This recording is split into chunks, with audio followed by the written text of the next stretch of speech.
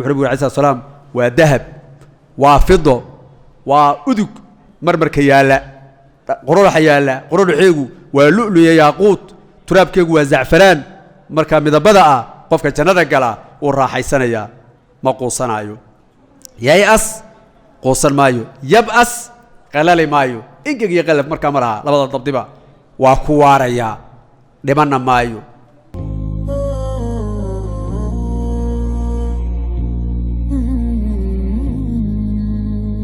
جزاه الله خير إلهي سبحانه وتعالى كواليو فضل الشيخ عبد الرحمن عمرقال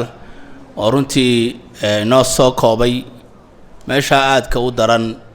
runtii Ilaahay subhanahu wa ta'ala oo kaga argoosanayo gaaladii iyo munaafiqiintii iyo dadkii Ilaahay subhanahu wa ta'ala markiisa qaadan waayay ka kibray waxaad oran kartaa malaha quraankuba inta uu jannada naar ka warramay wax kale kama warramin aayaadka uu runtii walaalkeen inagu dul akhriyay iyo inta aanu carabka marina uu ka tagay wax la soo koobi karaayo maaha dhamaantoodna waxay ka warramayeen waa maqlayseen culayska meesha ayaa Ilaahay haynaga badbaadiyo walaalayaal bal hada jannadii iyo wixii Ilaahay subhanahu wa ta'ala u diyaariyay muuminiintana Dr. Ciise Maxamuud Cabdilaahi ayaynu insha Allah ka dhageysan doonaa falyatafadal mashkuuran insha Allah اللهم وفقنا لما تحب وترضاه يا رب العالمين إلهي سبحانه وتعالى يا مهدله إن وقت كوبان أو مغرب عشاء حدا كلا فايدي سنو شيخ عبد الرحمن عمر عقال جزاه الله خيرا سوى ناكسن بو صوبان دغاي وقتي وهيست لكن ويرا وقت كان waa la mid weeyii janna iyo naar wixii ku tacalluqa lagama warrami karo hal fadhi oo saacada waa ka balaaran yihiin quraanka kariimka hadaynu eegna kaliya jannada iyo eriyada kala duwan intay ku timiday ilaa 145 jeer ayaa la tilmaamay mushtaqaadkii kala duwan 66 jeer oo kamid ah waxa ku soo aroortay lafdiga janna ku soo aroortay oo ifraada ama mufrada 69 jeer waxa ku soo aroortay jannaat waxa inta dheer jannataan jannatayn kuwaas waa ka duwan yihiin cibaaraadka marka kala duwan quraanku soo arooray kutubaha laga qoray marka quraanka laga yimaado iyo sunnah nabiga kaleey salaatu wasalaam jannada iyo naarta kaliya 100 kitaab bay ka badan yihiin ma kitaab ma laba ma 100 bay ka badan yihiin taa soo qaadano mid kamid ah kuwa kitaabka caanka ee baabka raqaa'iqda aad ka uga hadla ee muhiimka ibn al-qayyim al-jawzi rahmatullahi alayhi haadi al-arwah ila bilad al-afrah xagee loo kaxaynaya jannada iyo tilmaamaheega ayuu kaga hadlayay sidaa daraadeed aayada kooban iyo ahadiis kooban ayaan wadaagi doonaa macnaheedu ma aha inaynu sheegi karna hadda aayadka ku soo arooray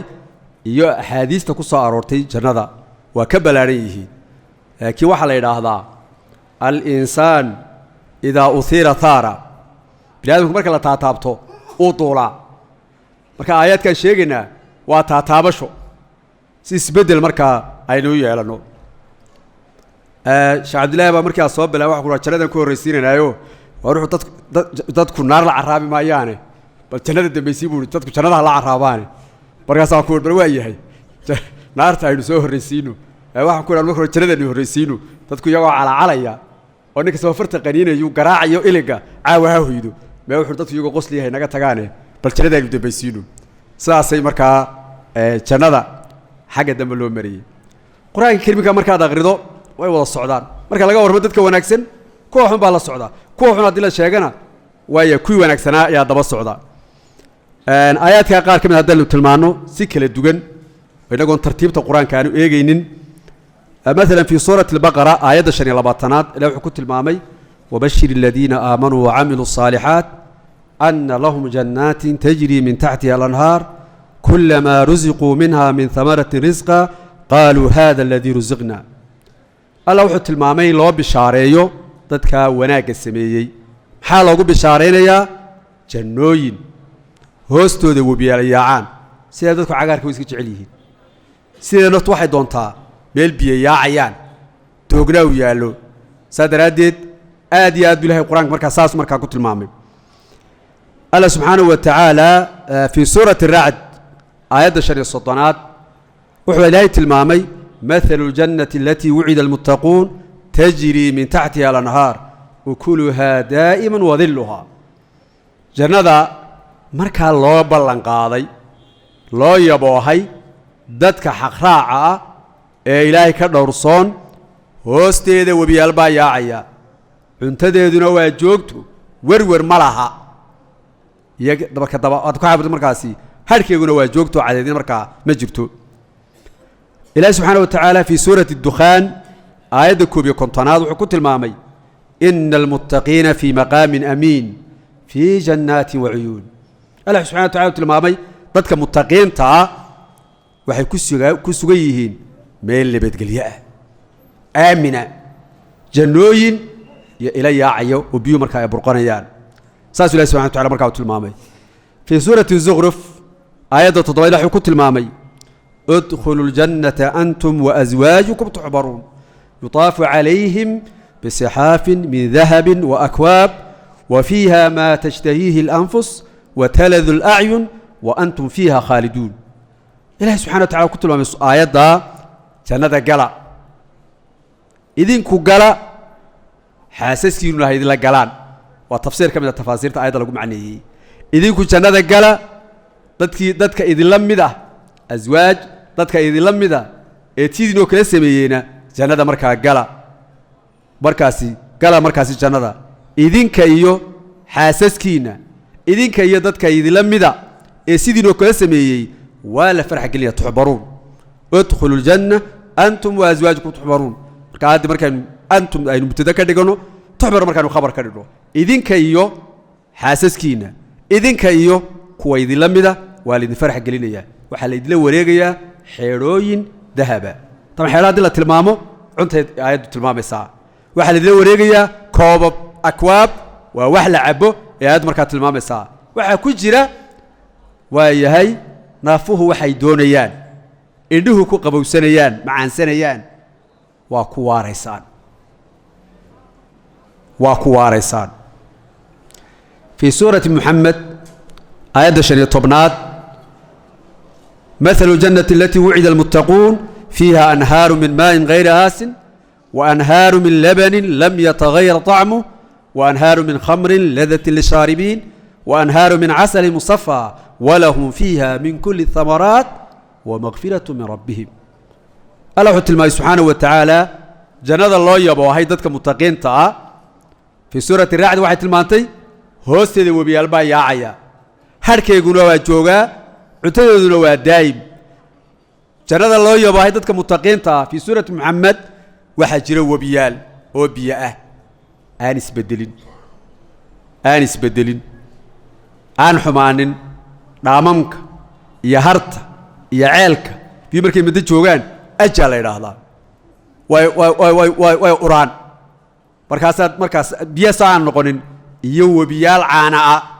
آن باقين آن دنكوكس بدلين وبيال خمر يا دتك عبيا كرة حيسانيان معان سنيان وبيال ملابا ما ملابون با ما ملاب صافيا ملاب كلية ماها ملاب صافيا وحي الله سبحانه وتعالى يقولي وحالله وحمد أيد مركاسي أي ليهين مرأوطن يدم بداف أي ليه الله سبحانه وتعالى مركا أو تلمامي في سورة الإنسان آية صديحة طبنات إلى وحو تلمامي متكئين فيها على الأرائك لا يرون فيها شمسا ولا زمهريرا إلى وحو تلمامي سبحانه وتعالى وحجق ليسيهين دقيق سيهين سريرها عدد ملها كليل ملها قبونا مركا ملها هل كي يد مركي تينو مقليني قلينكي نارتا مركاسي بيا كلل يقبو أيا دلايي كون الجنة شغليسيه راحي سنيان عدد ملها ومعنى كل المجروي وياي قبونا من الزمهريرنا وبرد شديد مركاسي وي في سورة السجدة آية تضيع طبنات سنهروش يعني ترتيب شيء بينه فلا تعلم نفس ما أخفي له من قرة أعين جزاء بما كانوا يعملون الله سبحانه وتعالى نفينا ما أوجا وحي لو قريي إن قبوسيا أبال مرن وحي صوش قيستين أي سوق بصدين الله سبحانه وتعالى المامي الله سبحانه وتعالى وكتب المامي في سورة يونس آيات الحلواتنات للذين أحسنوا الحسنى وزيادة ولا يرهق وجوههم قتر ولا ذلة أولئك أصحاب الجنة هم فيها خالدون waxa u sugnaaday kuwii wanaaga sameeyay tii wanaaga badnayd oo janno ah iyo dheeraad oo ilaahay aragiisa ah wajigooga ma qarin dabooli maayo qiiq iyo madow dilli iyo yaraan iyo quursina markaa ma saarna oo macnaheedu aayaddu ay tahay dushooda sare muuqaalkooga sare waa muuqaal wanaagsan wala yarqu wujuhum qatar muuqaalkooga hoose dad liita maaha dul iyo hoosba waa dadka wanaagsan ilaahay subhanahu wa ta'ala yiri kuwaasi waa kuwa jannada leh iyada markaa ku waarayaan dabcan luqada carabiga oo quraanku soo degay haddaad eegto isticmaalka balaaqiga ajiib markaasi weeyii xasriga ku jira iyo sida loo tilmaamayo arrimaha markaa laga markaasi weeyii ilaahay subhanahu wa ta'ala tilmaamay hum fiha khalidun ilaahay subhanahu wa ta'ala fi surati al-kahf wuxuu tilmaamay Allah subhanahu wa ta'ala ayadda 107 ayadka ugu dambeeya innal ladina aamanu wa amilus salihat kanat lahum jannatul firdaws nusula kuwa markaasi ay ilaahay rumeeyay xaqi iyo hadiga raacay amalka wanaagsan sameeyay jannooyin bay leeyihiin jannatul firdaws ay markaa leeyihiin ana ka muuqata al firdaws inay janno kaliya ahayd firdaws al-a'la firdaws wasada firdaws وهكذا jannatul firdaws ay markaa leeyihiin markaasi martigelin iyo sooriye markaa ay u leeyihiin ilaahay subhanahu wa ta'ala xeelaha kala duwan oo badan ayuu tilmaamay aayaadka markaa quraanka ilaahay wuxuu kaga hadlay xuurul cayntii buu kaga hadlay ilaahay subhanahu wa ta'ala wuxuu kaga hadlay jannada iyo raaxadeeda kala duwan waayahay kadhalika wazawajnahum bihuurin 'ayn walahum fiha azwaaj mutahhara wa hum fiha khalidun aayaadka ilaahay subhanahu wa ta'ala ku tilmaamay ay markaa kamid yihiin حاجة حديث هذا النماذج ووقتها إنه فايديسنا وقضب كلابادا حديث لو رأينا الشيء دونا لما أنتوا نوضع السجن إما حسنة أما صحيحة أي التمام دونا حديث كواد حديث كأبو هريرة إمام أحمد الترمذي بصوصاري وأنا حديث حسنة وعلى أبو هريرة النبي نقول عليه الصلاة والسلام إنه يري قلنا يا رسول الله حدثنا عن الجنة ما بناؤها قال لبنة ذهب ولبنة فضة وميلادها المسك وحصباؤها اللؤلؤ والياقوت وترابها الزعفران من يدخلها ينعم ولا ييأس ويخلد ولا يموت لا تبلى ثيابه ولا يفنى شبابه وحنبي عليه الصلاة والسلام إلى هذين شرط محيكا كوبانتهاي وحنبي عليه الصلاة والسلام وذهب وفضة وأدك مرمر كيالا قرور حيالا قرور حيقو ولؤلؤ ياقوت تراب كيقو وزعفران marka midabada ah qofka jannada gala oo raaxaysanaya ma qoosanayo yayas qoosan maayo yabas qalali maayo ingiga qalab marka maraha labada dabdiba waa ku waaraya dhimanna maayo dharkiisu hoon noqon maayo hun gabow noqon maayo dhalinyarnimaduna ka tagi mayso dareemaha marka la yiraahdo marka imisaata wartaalis ma weydiyo koodhanaya taalis ma weydiyo waayahay saasi markaasi weeyii hadiisku wuxuu leeyahay dadku waa wada dhalinyar waa wada markaa saasi markaasi weeyii xadiiska labaad nabiga kaleey salaam waxa uu yiri fil jannati 8 abwaab arti 7 ahayd jannada waxa ku jira waxay leedahay 8 albaab fiiha baabun yusamma ar-rayyan albaaba ku jira la yiraahdo cokanaanta biyo ka dharega magiisu yahay aba lagu mariyay soomka soomanaayeen لا يدخله إلا الصائمون وحكى جليا تذكي صائمين تاها صوم كوت الماء ما رمضان آلو فهم صوم وصوم أوردن صوم أوردن مركزي حديث كان هو حديث كو عبارة يسن ما كو علامة يسن وكان متفق عليه حديث الصدحات وحنبي عليه الصلاة والسلام إن في الجنة غرفا يرى ظاهرها من باطنها وباطنها من ظاهرها أعدها الله لمن أطعم الطعام وأدام الصيام وسلى بالليل والناس النيام ورسولك عليه الصلاة والسلام سنده وحي لدي قريو أما الداري ليضحي عمارة ليضحي طوشة صارع ولا يتاقنتهي كدها لقى أركيو كدها مركا اللي جوغنا dusha laga hadlayo laga arkaayo waynu aragno mataalkeena adduunyada dabaqyada dhaadheer oo dhan muraayadana ku xidhnaa muraayadaad ku xidhaysaa ee la iska arkaya wax kale maaha waa mataal weeyi bini aadamku waxay matalayaan waxa looga warramay ee xagga aakhira iyo mataalayaan qaar mar walbay saarayaan gurigoo dhan mar walbuu saarayaa waa mataal weeyi qofka bini aadamkii wuxuu matalay maskaxdiisa ku jirta in janno noocaasi markaa inay jirto wuxuu nabigu calayhi salaatu wasalaam ilaahay wuxuu ugu talagalay acmaal baa la sheegay dadka cuntada dadka quudiya cuntadu si gaara ayuu nusuusta ugu soo aroortay qur'aanka iyo sunnahaba cunto bixintu waa arrin cajiiba markaasi weeyi qofka cuntada bixiya soomka joogteeya habeenkii tukada dadku iyagoo hurda xadiiska waxa soo saaray axmed iyo tabaraani waana xadiis xasana waa jannadii baa la tilmaamay la hadlaya xadiiska afraad nabigu alayhi salaatu wasalaam inna ahla aljannati ya'kuluuna fiiha wayashrabuun ولا يتفلون ولا يبولون ولا يتغوضون ولا يمتخذون قالوا فما بال طعامي قال جشاء ورشع كرشح المسك يلهمون التصبيح والتحميد كما يلهمون النفس وحنبي عليه الصلاة والسلام يقول أهل الجنة ويعونيان جنة الحديدة أو يعبيان وحبطوا في مايان كاذب ملها إلهينا دوره عزكم الله سحرا ملها siin ma laha khaakha ma laha markaasaa la yidhi maxay tahay cuntadii la cunay waxaan naqaana marka cunto la cunay la dhargo in loo baahdo meel kale base rasuulku wuxuu yidhi lamuga jawaabay waxay noqonaysaa daacu udgoon iyo dhidid miskiga oo kale ah cadrada ugu udgoon markaasi weeye wuxuu rasuulku yidhi waxaa lagu ilhaaminayaa subxaana allah waxaa lagu ilhaaminayaa alxamdu lilah sida neefta loogu ilhaamiya nafas oo marka qofku neefsanayo oo kale imaam muslim baa soo saaray xadiidka nabigu calayhi salaatu wasalaam wuxuu tilmaamay xadiiska shanaad inuu nabigu yidhi laqaabu qawsi axadikum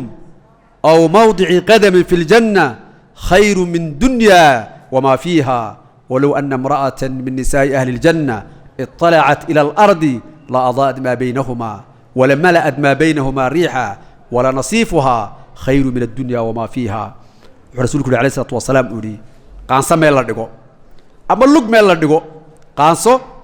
ama lug meel la dhigo oo jannada ah ayaa ka khayr badan adduunyo iyo wax dhex yaala raynrayntii weeyi wuxuu rasuulku yidhi gabadh ahluljannihi hadday dhulka soo eegto cirkay dhulka u dhaxaysaa way iftiimaysaa laambad kale uma baahna cirkay dhulka u dhaxaysaa way iftiimaysaa waxaa kaloo rasuulku hadday soo eegto cirkay dhulka u dhaxaysaa wada udug bay noqonaysaa udug baasaa uga boodaya wuxuu kaloo rasuulku yidhi gambaday xidhan tahay wala nasiifuha yacni alkhimaar gambaday xidhan tahay khayru min addunya wamaa fiiha saasi markaasi weeyi halkaasaa martahay markaa qofku ku cibaadaysanayo ee qur-aanka uu aqriyayo ee kelidii uu yahay ee uu ooyayo ee uu lilmaynayo waxaa xasuusanaya waxaa laga warramaya ee quruxda marka ay leeyihiin xadiiskuna waa xadiis muttafaq calayha xadiiska lixaad wuxuu rasuulku yidhi idaa dakhala ahlu ljannati aljanna yunaadii munaad ina lakum an tasixuu falaa tasqamuu abada waina lakum an taxyuu falaa tamuutuu abada waina lakum an tashibuu falaa tahramuu abada waina lakum an tancamuu falaa tabasuu abada wuxuu rasuulku yidhi calayhi salaatu wasalaam ahluljannuhu markay jannada galaan mid yeedha ayaa yeedha wareegtadana baa lagu yeedhaa dhawaaqana lagu yeedhaa weligiin waxaad leedihiin inaad caafimaad qabtaan oydaan xanuunsanin abadan waxaa leedihiin inaad noolaataan oydaan dhiman weligiin waxaa leedihiin inaad wedigiin dhallinyar noqotaan oydaan gaboobin weligii waxaad leedihiin inaad raaxaysataan oydaan dhib aydaan arag ama qalal aydaan arag ilahi subxana wa taala wuxuu yidhi wanuuduu an tilkum اljannatu uuristumuuha bima kuntum tacmaluun waa la yeedhay markaasaa la yidhi taasi waa jannadii laydin dhaxal siiyey waxaa soo qabateen suurat alcaraaf ayat 49aad xadiiska muslim baa soo saaray xadiiska toddobaad abu hurayra radi allahu nabigu ka warinayo waa xadiis alqudsi qaala qaala rasuulu llahi sala allahu alay wasalam qaala allahu tacaala أعددت لعبادي الصالحين ما لا عين رأت ولا أذن سمعت ولا خطر على قلب بشر واقرأوا إن شئتم فلا تعلم نفس ما أخفي له من قرة أعين جزاء بما كانوا يعملون. وحو حديث القدس وليه إلهي وكورينيو نبي عليه الصلاة والسلام وحان الدياري الضوامها يجي ونكسنا وحان إلي أرك وحان دق مقل بلي آدنا كشاكين كما حنا نوشي شيغيا waa magacu weey xaqaaqdi ma tan wabi iyo hadii aad maqasho markaasi ay raaxa iyo naacaw iyo dhalinyarnimo iyo waa ka dugan tahay waxaan u diyaariyay adoomahayga wanaagsan ilaa waxaan ka rajaynaa kuwa noqonee waxaan ili arag dhagina maqal qalbina aan ku soo dhicin ayada quraanka ay soo maray suuratu sajda aynu markaa u aqriyay xadiiska sideedaad xadiiska bukhari baa soo saaray xadiiska sideedaad nabiga alayhi salatu wassalaam إذا دخل الجنة الجنة نادى مناد يا أهل الجنة إن لكم عند الله موعدا يريد أن ينجسكموه فيقولون ما هو ألم يثقل موازيننا ويبيض وجوهنا ويدخلنا الجنة ويزعزحنا عن النار قال فيكشف لهم الحجاب فينظرون إليه فوالله ما أعطاهم الله شيئا أحب إليهم من النذر إليه ولا أقر لأعينهم منه. وحو النبي عليه الصلاة والسلام مركي أهل الجنة جنة قلان والله يرى مد يرى يا يرى أهل الجنة وحليده بلن إلهي ودونيو إنو يدين أوفيو حي أورانا يبلن كاسمحو يهي إلهي من بيزيان كيغا عصلين وجه كيغا من النور جنة ميونا نقلين نار ميونا نقفوغين markaas wuxuu nabiga kaleey salaatu wasalaam ee asal xijaabku u dhaxeeyay baa la feedayaa ilaahay bay eegayaan fa wallahi baa ku dhaartay buu nabigu yiri ilaahay muusinin shay iyaga looga kalgacayl badan yahay inay iyaga ilaahay eegaan indhahooda markaas ay ku qabowsadaan markaas lilladina ahsanul husna wa ziyada imaam muslim baa soo saaray xadiiska sagaalaad oo soo saaray baa muslim abi sa'id al-khudri nabiga kaleey salaatu wasalaam uu ka wariyay إلى الجنة وحكورا دونا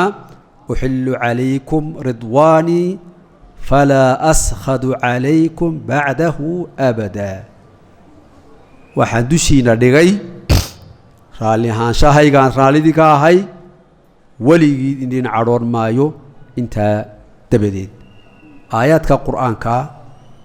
يا حديث النبي عليه الصلاة والسلام لما نوت الماميان جنة يا قيمة هاي لا هاي رين تاي لا هاي qofka muslimkiihi hanqaltaagu uu hanqaltaagayo danaynta markaa uu danaynayo iyo halka dambaysa arinta markaas ay leedahay saadaradeed ba quraanka kariimka hadaad eegto magacyo kala duwan oo jannada ilaahay ku tilmaamay wuxuu ilaahay markuu tilmaamay inay tahay jannatul khuld meel lagu waaro ilaahay wuxuu ku tilmaamay inay tahay jannatul ma'wa halkii loo hooyanayay ilaahay wuxuu ku tilmaamay jannatul firdaws inay tahay mar kale wuxuu ku tilmaamay jannatu adni inay tahay mar ilaahay wuxuu ku tilmaamay inay daaru salaam tahay mar kale wuxuu ku tilmaamay inay daarul muqaam tahay mar ilaahay wuxuu ku tilmaamay daarul xayawaan inay markaa tahay nolosha xayaat loo jeedaa mar ilaahay wuxuu ku tilmaamay inay tahay jannaatu naciim mar kale wuxuu ku tilmaamay al maqaam al amiin mar kale wuxuu ku tilmaamay maq'ad sidq qora iyo fadhi xaq oo dhaba mar kale wuxuu ku tilmaamay inay daarul qaraar tahay halka lagu gabagaboonayo mar kale wuxuu ku tilmaamay inay daarul muttaqiin tahay dadka ilaahay ka baqa mar kale wuxuu ku tilmaamay inay al husna tahay mid wanaaga badan mar kale wuxuu ku tilmaamay al ghurfa inay tahay markaa meel markaa aad iyo aad markaa u dhisan oo u qiimo badan marna wuxuu ilaahay ku tilmaamayba in magaciiga janno la yiraahdo intuu markaasi quraan kariimka ay ku soo arooreen waxay ku soo khatimeynaa hadalkeena oo ah daqaaqi noo haray oo kooban waxa kamida waxa jannada lagu helo ama jannada lagu galo sheekhana sheekh Cabdiraxmaan wuxuu noo sheegay xeelay looga digay oo naar lagu galo sidaas oo kale acmaalaha jira culays badan baa lahayn oo qofka hadduu sameeyo aw janno ku galaayo qodobka koowaad salaad kasta oo tukata dabadeed aayatul kursiga aqri nabiga inoo sheegay qofka aqri aayatul kursiga oo maalintiisii noqoto وحيا جنة قليتان كي قدمش ما كحكتب وارنت اللباد وإلى أعماش جنة لو قالوا صلاة فرد كاك السكو لبيه تمرق عدد السنة مالنتي يا هبينكي والسنيات صلاة الله صعدة أما كورية أما كدنبية أرد الصدحات جنة وحلقوها لا دقن كون أكسن نبي جوح لو يدي وحوجب بدن جنة لو قالوا تقوى الله وحسن الخلق أيو نبي يقولي الله كعبسي يدقن كون أكسن وأنت أفرح كده داشا ويسقبك إلى المركز ويسقبته بلال بن عليه الصلاة والسلام أيو جنة هرتي كواركي برجع سوري بلالو شنقطنا هذا أيان مقلي حرقي هرتي جنة ده محط سمايسا وأنا واحد كان سمع قرن مايه مركز ويسيستو وأنتو كذا واحد جنة لقوا قلا صلاة فرض كأي واجب جماعات كي اللي تكدو كارهان رجي إحنا بنقول وقت المامي الصلوات الخمس والجمعة إلى الجمعة ورمضان إلى رمضان مكفرات لما بينهن إذا اجتنب الكبائر أو إذا اجتنب الكبائر صلاة شنطة جمعة لقى جارو رمضان لقى جارو تم بيجي لقوا ضعفه وحال لقوا ضعفا وأعمال تنا لقوا قراءة حج إلهي كأقبلي إلهي وحن كبر المسلمين تنو على سكة القاضي إلهي وحن كبر المسلمين على سكة القاضي إلهي وحن كبر المسلمين تنو على سكة القاضي إلهي وحن كبر لنا إنت نور الله يون جوجيو مواقف تيمين كعرفية مري لميدا تاسله ودي سننا حج كايا كمدا وحكم ده أعماش الجنة لقوا هلو لقوا قالوا وضدكوا أي الصدان والدوين كقولون كيالا إلى قاضو ناقة حديتها قش كلا حديتها وضد إلى قاضو نبي عليه السلام وحولي وحن أركي من جنة إسلام الرقية لقد رأيت رجلا يتغلب في الجنة وحنبي عليه السلام وحولي وحن أركي من جنة إسلام الرقية وجنة كتيرة والله انقضحها ووضدك قاعد درادين marka ilbaxnimada iyo xadaarada waxa kamid ah in wadooyinka la hagaajiyo ayaa kamid ah sababku waa dhiirigelinaya waxa kamid ah waxyaalaha jannada lagu galo dhowrsanaanta qofku inuu dhowrsanaado inuu carabkaagu dhowrsanaado inay gacantaadu dhowrsanaato inay ishaadu dhowrsanaato inay lugtaadu dhowrsanaato inuu afkaagu dhowrsanaado waayo dhowrsanadu waa shay qaali markaas weeye janna ayaa lagu helaa waxa janna lagu helaa hablaha iyo tarbiyadooda waxaan u soo qaadanaa waadicno caro kala bimida ay leedahay hablaha iyo tarbiyadooda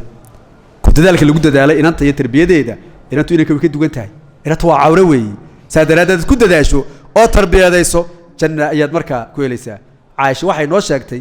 in ruux dumar u timiday oo laba hablood la socday timir ay u dhiibtay xabad timira oo u kala jeexday nabiga u sheegtay wuxuu nabiga kaleey salaatu wasalaam wuxuu yiri من ابتلي من هذه البنات بشيء قفك لو امتحامه hablaha waxa kamida oo hagaajiya ahsan ilayhinna usama faleeya waxay sabab u noqdaan inuu janna markaa ku galo habluhu markaa waa saas markaa qiimo badarkaasi weeyii waxaan ku dadaalaynaa oo janna ku helaynaa inaanu ilaalino adkaarta la ina faray haday tahay adkaarta gelinka dambe iyo haday tahay adkaarta subaxii la ina faray haday tahay ku markaynu seexanayno haday tahay markaynu soo toosno markay suuliga galayno markaan masaajidka soo galayno markaan suuqa imanayno waxa soo dhan markaan cuntada cunayno markaynu dheregno waxa soo meedhani waa wax fara badan oo janna markaa lagu helay weeyii jannada waa yahay warkeegu waa cad yahay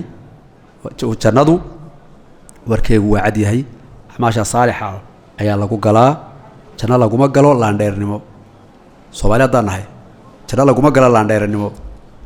janna laguma galo suldaan iyo caaqil ku kaxeeya janna laguma galo shahaadooyin aad sidato aqoon hadaad leedahay war jannada laguma qaybsado 4.5 jannada 4.5 laguma qaybiyo waa inaad qofka soo durugsanaato man bataa bihi amalu lam yusri' bihi nasabuhu qofku amalkiisu la haro tilkii waxba tari maayo yawma yafiru almar'u min akhihi wa ummihi wa abihi wa sahibatihi wa banihi na'am لكل مرء منهم يومئذ شأن يغنيه ساس مركزي مركا جنادو عمل كان waxay laagtiisa ka rajeynaa inuu shafaaci noogu noqdo fadliga ilaahay baa lagu galaa laakiin waxaan rajeynaynaa in acmaasheenani in ergeyno noqoto asaasinu rajeynaynaa oo inu filaynaa barakallahu fiikum jazakumullahu khairan sallallahu wasallam ala nabiyina muhammadin wa ala alihi wa sahbihi jazakallahu khair ilaahay ka abaaliyo fadilo doctor sheekh Ciise Maxamed Abdullaahi oo runtii